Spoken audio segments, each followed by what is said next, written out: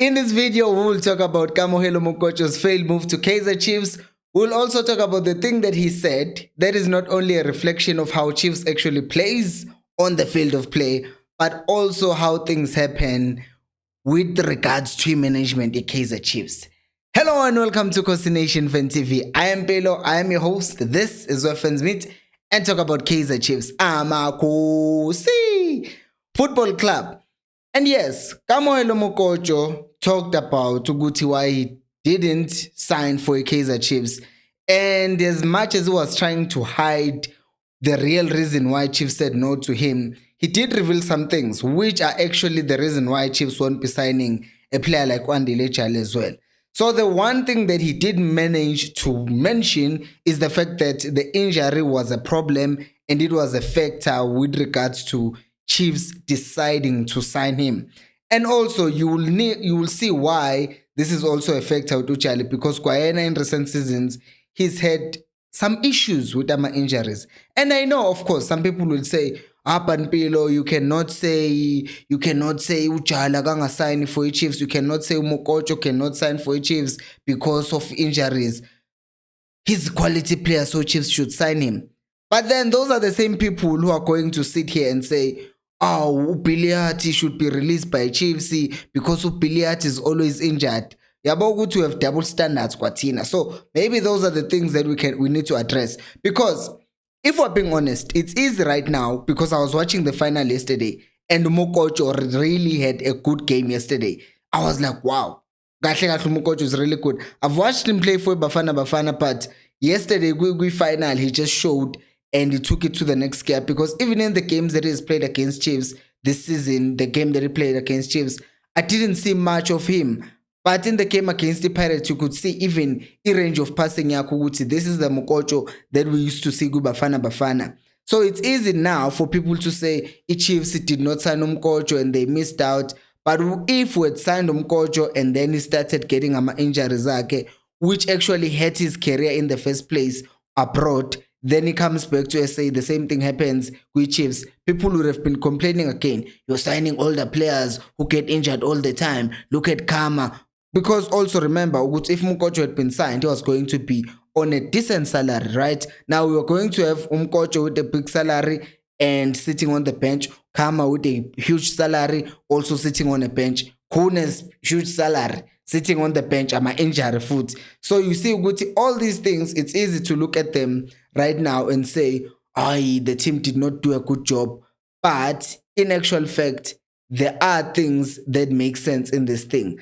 But before we talk about the other stuff, the other thing that he said about this, I want you, please, to like the video if you're enjoying it, and to also comment. Tell me, what do you think about Mokotjo? Do you think the Chiefs should have actually taken the risk of signing Mokotjo and went like, you know what, doesn't matter if he gets injured a lot because we need a defensive midfielder, we'll sign him on a short-term loan or stuff like that?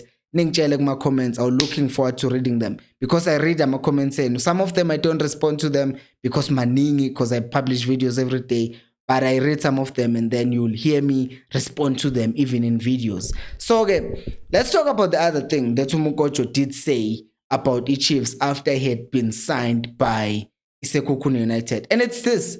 He talked about how the Chiefs were predictable in how they play. Right now, why are we talking about predictability at Chiefs and Zwane Ball right now? Because the season is over.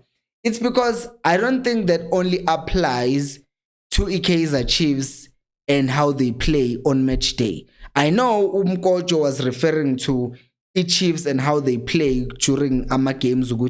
They are predictable. You're expecting them if you give them space behind, they're going to hit the ball behind defenders and try to hit you on a counter. So what do? You just make sure that you sit back and make sure there are no gaps in your team and make sure there's no space for the pacey wingers to run into. However, I looked at it and I thought to myself, you know what?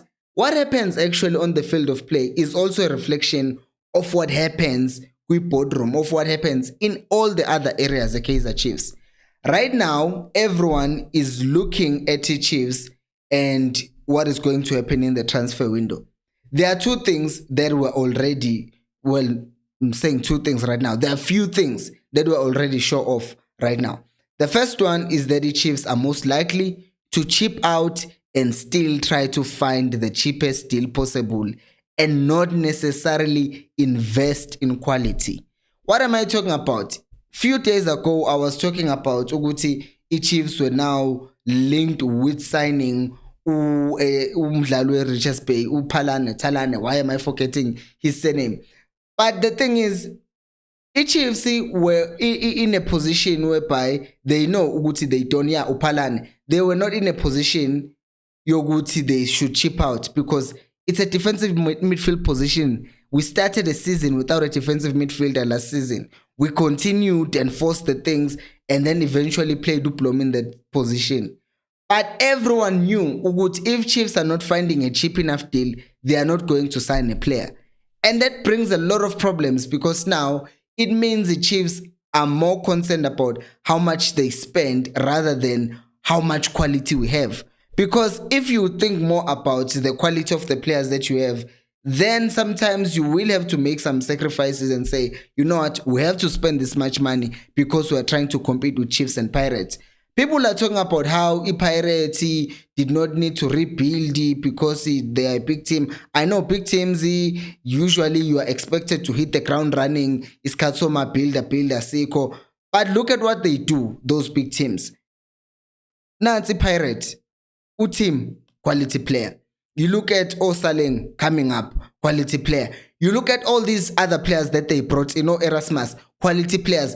Bengenama find. There were no finders with this squad, say Pirates. As much as it's a new squad, but it was a quality squad. All the players, Osby, Sama Defend, all of the players that were brought in were quality players. Money was spent in those players. It wasn't like who is cheap, who is available, who can we get. No, it was like, who do we need? Let's go get him. And then they got him. To a point, I said, sometimes the Pirates, it seems like they're just signing for the sake of signing. Because they signed Evanga, they signed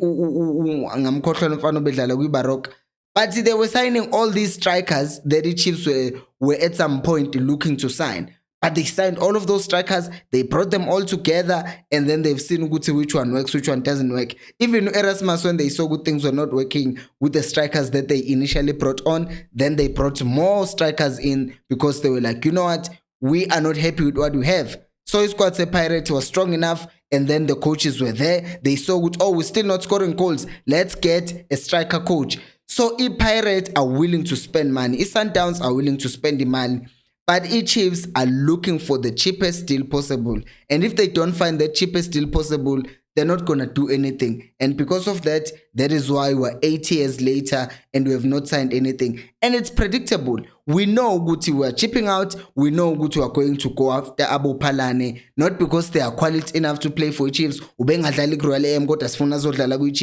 are going to go after him. Why? Because it's free and it's easy to get a free agent rather than to see Guti, who do we actually need, the caliber of a player that we need. So let's go after that player. No, it won't happen. And another predictable thing about the Chiefs, Uguti, they will scramble this season easy transfer window yonke trying to find a player or cheap a player who's a free agent, and it won't happen. And because of that, what ends up happening, we will be panic buying. So now that's why Chiefs ends up with so many players who would think, you know what, that player does not deserve to be anywhere near our squad. But since there was no one else who was cheap enough or who was a free agent to fill that void, so we end up just saying, oh no, now we need a striker. Who can we find? Burundi. Now Caleb. So it's predictable. So it's not just ukuthi indaba edlalayo, but it's also just a thing that happens out there. And it's a shame because this is a big team and we are invested in it, but what do you think about Chiefs being predictable and what do you expect to see in this transfer window? Let me know down on the comment section below. Thank you so much for watching, and until next time, remember, equals Alpelo Moy.